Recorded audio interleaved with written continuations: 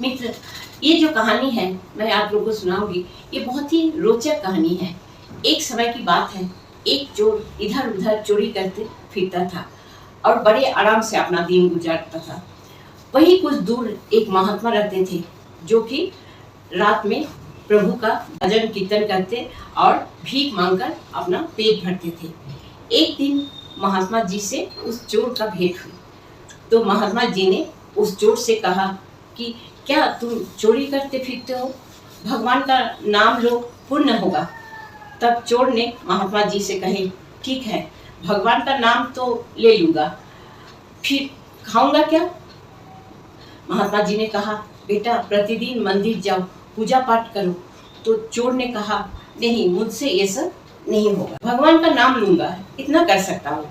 फिर चोर ने पूछा और कहने लगा कि महात्मा जी, हम अगर दिन भर भगवान का नाम लेंगे तो क्या भगवान आके मुझे खाना खिला के जाएंगे? तो महात्मा जी बोले कि जरूर खिलाएंगे, तुम अगर दिल से भगवान को पुकारोगे तो भगवान तुम्हें जरूर तुम्हारा खाने पीने का व्यवस्था कर देंगे। तुम सिर्फ एक काम करना, महात्मा जी ने उस चोर से कहा, कोई भी पराई स्त्री तुमसे मिले, तुम उसे माता या बहन मानना। चोर ने कहा, ठीक है, ये वाली बात तो जो है इसे हम कर सकते हैं, कोई भी पराई स्त्री को अपना माता या बहन के रूप में देखूंगा। उस राज्य में एक राजा रहते थे, उनका कोई संतान नहीं था। संतान नहीं होने का कारण राजा ने अपनी रानी को अपना महल से निकाल दिए और दूर में एक छोटी सी घर पर रानी को रख दिए। 12 साल से राजा ने रानी को अलग करके रखे थे, ना उनसे मिलने जाते थे, ना उनसे बात करते थे, कुछ नहीं। कुछ सुरक्षा के लिए लोग रानी का आसपास वहाँ झोपड़ी में रख दिए थे, जो शादी वर्दी में सैनिक तैनात की तरह रखे हुए थे। रानी के पास कौन आ रहा है, कौन जा रहा है, लोग जासूस का काम करते थे और तुरंत राजा को खबर पहुंचाते थे। एक दिन उस चोर रानी का मकान में चोरी करने के लिए गया। इधर चोर को सैनिकों ने देख लिया, बिना सोचे समझे तुरंत जाकर राजा को खबर कर दिया कि रानी के पास कोई आया है। राजा दौड़ते हुए आया और खिड़की से झांक कर देखने लगा और सुनने लगा कि अंदर क्या बात हो रहा है। चोर को चोरी करते रानी ने देख ली और बोली, तुम यहाँ चोरी करने आए हो? तब चोर ने कहा, मुझे क्षमा करना माता, अब राजा को नहीं बताएं। तब रानी ने कही, ठीक है, मैं उन्हें कुछ नहीं बताऊंगा, पर तुम ये बताओ कि तुम यहाँ आए कैसे हो, तुम्हें कोई देखा नहीं? तब चोर ने बोला कि मैं उस ऊंट का ऊपर चढ़कर आया हूँ। तब रानी ने कही कि अगर मैं तुम्हारा ऊंट को सोना चांदी से भर दूं और तुम्हें भी मैं बहुत सारा सोना चांदी दूंगा, तुम सिर्फ मेरी एक इच्छा को पूरी कर दोगे? इस बात को सुनकर चोर 2 कदम पीछे हट गया और बोला, नहीं, आप मेरी माता है, पुत्र का लायक अगर कोई काम हो तो आप बताओ। इस बात को सुनकर रानी बहुत प्रभावित हो गए।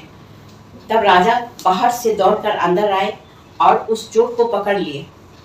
राजा ने भी बहुत प्रभावित हुए और चोर को इतना ईमानदार देखकर खूब आश्चर्य हो गए। राजा ने चोर को अपना राजमहल में ले गए और कहे, मैं तुम्हारा ईमानदारी से बहुत प्रभावित हुई, बोलो तुम क्या चाहते हो?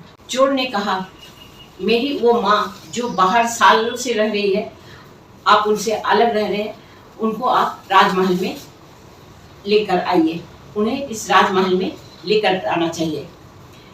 लेकिन आपने उन्हें अलग कर रखा है, उन्हें आप राजमहल में लेकर आए, यहाँ पर रखें, फिर हम बोलेंगे हमें क्या चाहिए।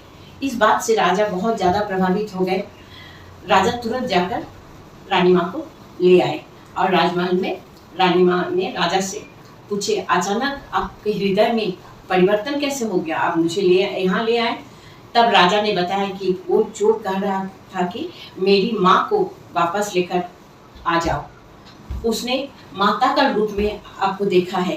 रानी ने कही, ठीक है, मैं चलूँगी, लेकिन मेरा भी एक शर्त आपको मानना होगा। और ऐसे नहीं, आप मुझे लीक कर दीजिए कि हम जो बोलेंगे आप वही मुझे दीजिएगा। राजा ने कहा ठीक है। राजा ने लिख कर दे दिए कि तुम जो बोलोगे हम वही मानेंगे। रानी ने कहा मेरा जो पुत्र है, अभी अभी जिसे पुत्र बनाया, मैं चाहती हूँ कि आप उसे अपना पुत्र माने और उसे राज्य का उत्तराधिकारी घोषित कर दे, युवराज घोषित करे। राजा खुशी से बोले बिल्कुल यही होगा। राजा रानी ने उस चोर को उस दिन से अपना बेटा मान लिया और उसे राज्य का अगला युवराज घोषित कर दिया। महात्मा जी की एक बात ने चोर को युवराज बना दिया। तो मित्र, नियत साफ रखेंगे तो सब कुछ अच्छा होने लगेगा। हमारा विचार हमारा कर्म होते हैं। विचारों को शुद्ध कीजिए, कर्म अपने आप शुद्ध हो जाएगा।